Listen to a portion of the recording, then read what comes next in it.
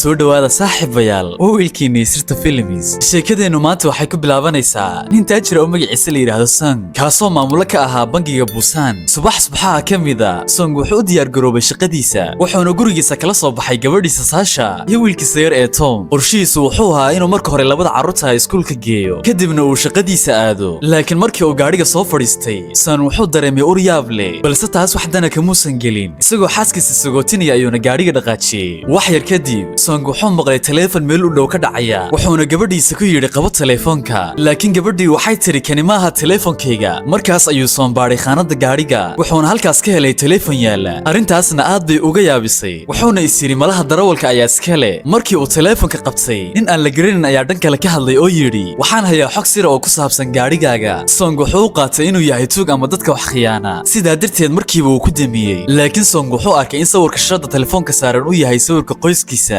arintan aad ay uga naxisay wuxuuna Sasha weydiiyay sawirkan Sasha waxay tiri kan waa sawir aan sanadkii hore galnay adiguna aad baad u mashquulsaneed oo noomadan iimaan karin waxay kale u sheegtay in hooyadeed ay sawirkan soo dhigtay barteeda Facebookga Song aad buu u jahwareeray wuxuuna isweydiiyay cidda iskala telefoonkan kadib si kadiisa ayuu telefoonkii markale u soo dhacay markana ninkii wacayay wuxuu shaaca ka qaaday in oogay wax kasta oo ku saabsan Song iyo jigadiisa bangiga kadib wuxuu u sheegay arin naxdin leh wuxuuna yiri kuraasta aad ku fadhidaan hoostooda waxaan ku xidhay bam dareen leh hadii uu qof gaadhiga ka degana isla markiiba gaadhigu wuu qarxaya laakiin Song wuxuu u qaatay intani ay tahay kaftan wuxuuna ku damiyay telefoonka wax yar kadib Song wuxuu gaadhay kaalin shidaal markii isku dayay inuu gaadhiga ka degana telefoonkii ayaa mar kale soo dhacay markii ninkii wuxuu weydiiyay miyaadan gaadhiga ka dhex dareemin ur qariiba isla markii uu intaas maqlay ayuu dhab ahaantii cabsaday ninkiina wuxuu shaaca ka qaaday inuu muddo aad u dheer daba socday wuxuuna ugu hanjabay haddii aad gaadhiga ka degto carruurtaada ilbiraqsiyo gudahooda ayay ku dhimanayaan waana hubaal midaasi isla waqtiga shaqaale kaalinta shidaalka joogay ayaa yimid oo ku qeyliyay isagoo leh gaadhiga ka deg oo shidaalka ku shubo waqti ha naga lumine laakiin Song oo aad u cabsanaya ayaa lacag siiyay wuxuuna ku yiri walaal adiga igu shub kadib Song wuxuu sii watay gaadhiga isagoo fulinaya amarka ninka soo wacay ayuu gacanta geliyay kursiga hoostiisa wuxuuna dhab ahaantii halkaas ka helay bam taasoo dhab ahaantii argagax ku riday ninkii wacayay wuxuu u sheegay remote-ka aniga ayaa haya haddii aad isku daydo inaad booliiska wacdo markiiba waan qarxinayaa Song oo naxsan ayaa weydiiyay maxaad rabtaa ninkii wuxuu dalbaday lacag dhan 1.7 bilyan yan in akoonkiisa lagu shubo iyo 60 milyan oo lacag cadaana Song wuxuu yiri xageen ka keenaa lacag intaas leeg laakiin ninkii wuxuu ku yiri adigu maamulo bangi weyn baa tahay inaad lacagtaas ururiso kugu adkaan mayso wax yar kadib waxay gaadheen iskuulka carruurta halkaasoo saaxiibada Tom ay gaadhiga u soo dhawaadeen laakiin Song isagoo naxsanayo wiilkiisa u diiday inuu gaadhiga ka dego carruurtii kalena si degdeg ah ayuu u eriyay carruurta naxsan maysan fahmayn waxa dhacaya laakiin ninkii telefoonka ku jiray ayaa Song ku khasbay inuu carruurta runta u sheego Song ayaa si khasab ah ugu sheegay in kuraastooda hoostooda bam ku xidhan yahay markii ay taas maqleenna labada carruurta aad bay u argagaxeen intaas kadib Song waxa soo wacay saaxiibkiis oo aad u walwalsan waxa cadaatay in saaxiibkiisna uu isla ninkaas soo wacay gaadhigiisana bam lagu xidhay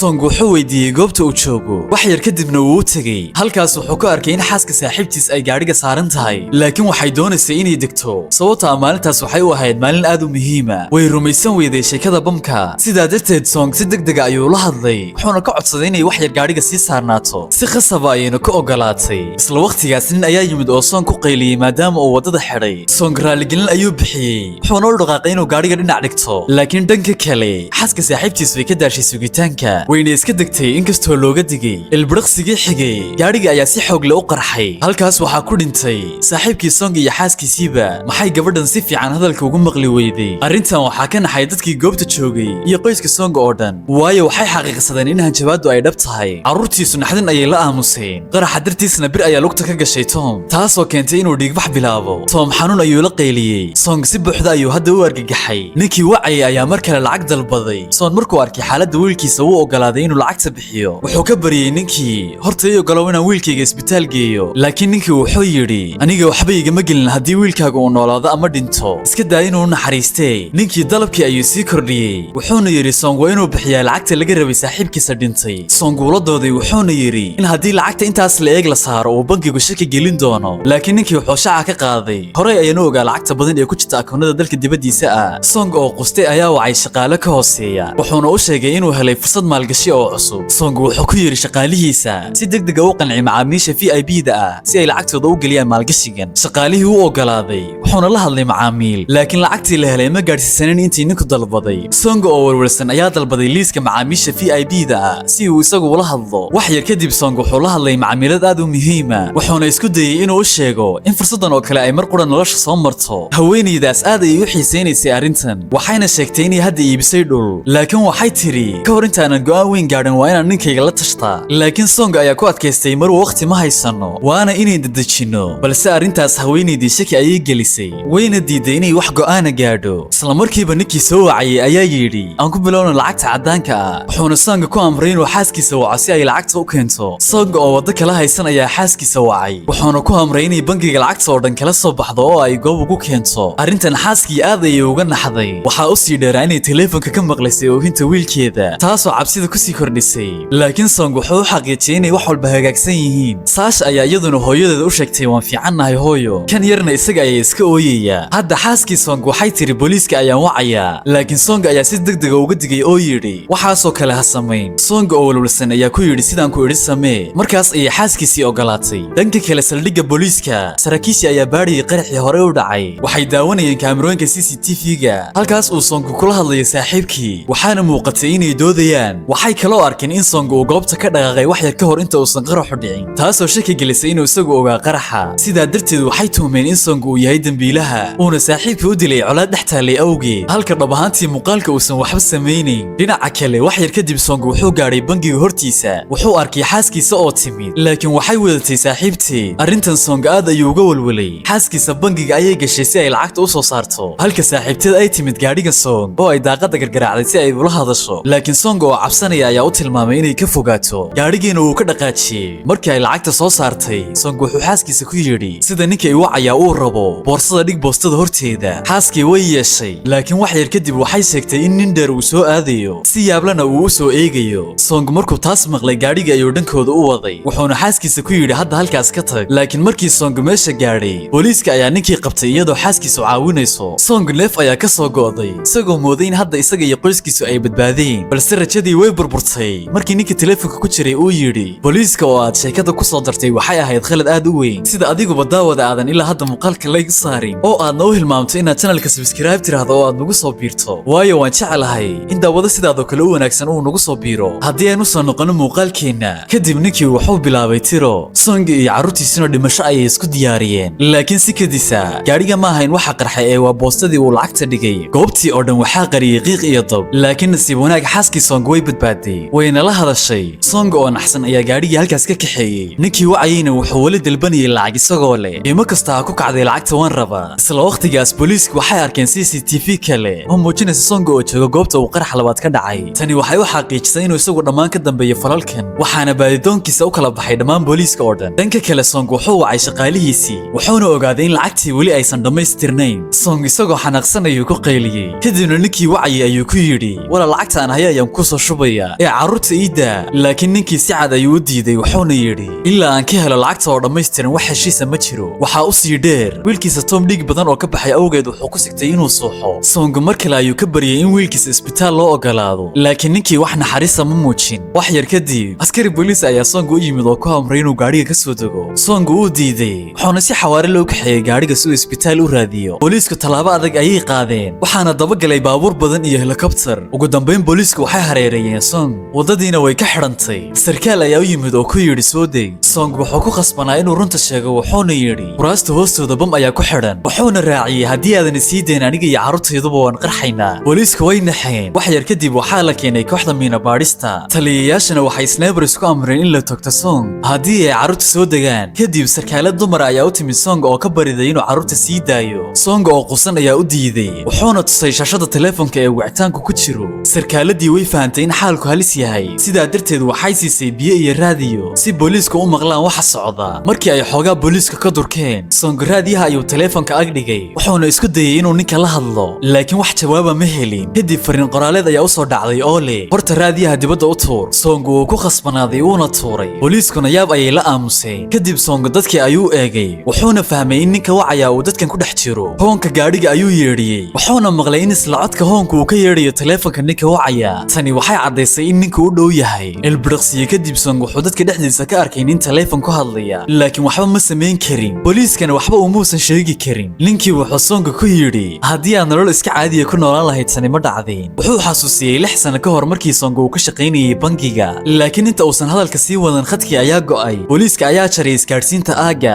sidaa darteed ninkii wacayay lama hadli karin Song isla markaas sargaal ayaa Song weydiiyay taleefankiisa Songuna si xeelad ah ayuu u dhiibay taleefankiisa gaarka ah muusan dhiibin midka afduubuhu siiyey kooxda miinadu waxay baadheen gaadhiga waxayna ogaadeen in bamku uu ku xidhan yahay kuraasta hore oo keliya kuraasta dambena waxba ma uusan ku xidhnayn taas macnaheedu waa carruurtu way badbaadi karaan Tom markiiba waa la qaaday si loo daweeyo laakiin Saasha way diiday in aabaheed keligiis uga tagta dhibaatada markii booliisku isku dayeen inay soo saaraan Saasha waxay aragtay shishiyahan aabaheed beegsanaya arrintan waxay ku kaliftay go'aan naxdin leh waxay u carartay kursiga hore ee aabaheed fadhiyo taasoo ka dhigan in hadda iyaduna aysan bixi karin Song uu qirooday wuxuuna weydiiyey maxaad sidan u samaysay sideena ku ogaatay shishiyahanka Saasha waxay tiri aabahay sidan ugama tegayo dhanka kale sarkaaladii ayaa ku qaylisay taliyaha iyadoo leh shiiska aad saartay ayaa cabsi geliyay gabadha taliyihii wuxuu ku dooday in Song uu yahay dambiilaha dhabta ah maadaama taleefankiisa laga waayay wax wicitaan hore ah oo ku saabsan ninka soo wacaya wax yar kadib waxaa yimid wiil dhalinyar ah oo lagu magacaabo Sam kaasoo sheegay inuu yahay Song walaalkiis booliisku waxay u ogolaadeen inuu Song la hadlo